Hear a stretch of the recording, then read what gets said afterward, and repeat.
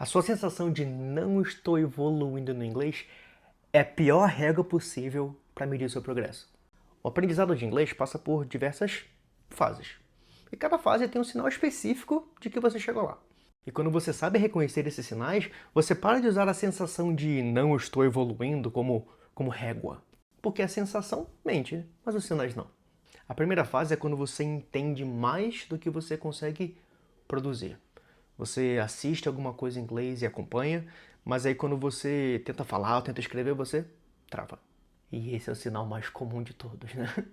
E o sinal de que você saiu dessa fase é quando uma resposta sai antes mesmo de você pensar nela. Não precisa ser perfeita, mas saiu. A segunda fase é quando você começa a pensar em inglês mesmo sem querer. Está no meio de uma tarefa e de repente uma palavra em inglês aparece antes da de português. Ou você começa a formular uma frase em inglês antes mesmo de você traduzir. E esse é o sinal de que o seu sistema automático está começando a funcionar. E a terceira fase mais gostosa é quando você para de montar a frase e começa a comunicar a ideia.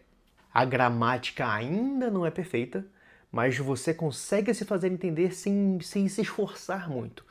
A conversa flui. Cada uma dessas fases tem uma duração diferente, dependendo do quanto input você acumula e com que frequência você tem esses inputs. Mas a sequência é sempre essa. Então a resposta é aquela, né? Quanto tempo vai demorar? Depende de você. Isso te assusta ou isso te deixa feliz? Me responde aí.